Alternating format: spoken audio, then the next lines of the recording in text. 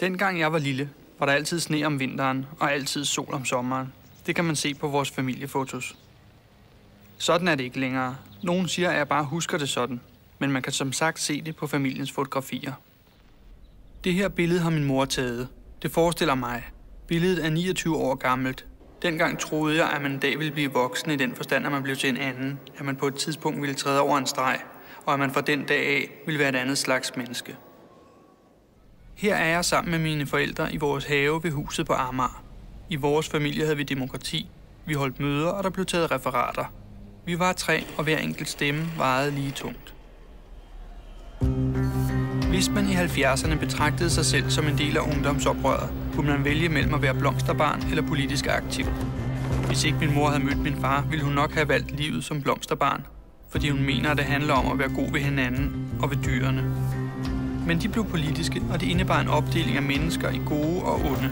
De gode var blandt andre Knud Jespersen, Che Guevara og Bob Dylan, og de onde, som der var mange flere af, var blandt andre Paul Hartling, Frank Sinatra og en hel del mænd i den tredje verden med meget svære navne, og Pelle Hjarmer.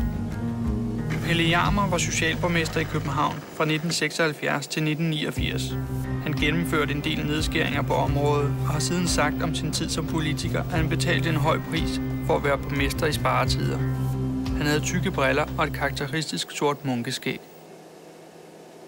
Her står jeg på forsiden af Politikken fra den 4. marts 1970, som fortæller, at Socialdemokratiet blev valgt store sejrherre. Inden i avisen kan man læse, at der er meget bureaukrati forbundet med at sterilisere mænd, at Jens Otto Krag takker sine vælgere, og at menneskets tredje tur til månen med Apollo 13 vil medbringe 2 kameraer, så udsendelsen ikke vil blive ødelagt, som det skete med Apollo 12. Det her er min sweater. Det er en sømandssweater af mærket Sailor. Det her er en dør, jeg ikke kan gå ind af. Det her er mine 8 oldeforældre. Tilsammen fik de 21 børn. De 21 børn, hvoraf 4 af dem var mine bedsteforældre, fik tilsammen 54 børn. De 54 børn, hvoraf 2 af dem var mine forældre, fik tilsammen 103 børn. Min ene oldefar var søn af en snedker, der tog til Amerika og prøvede lykken i 13 år. Han ville ikke fotograferes, og der findes kun 4 billeder af ham. Det her, det her, det her og det her.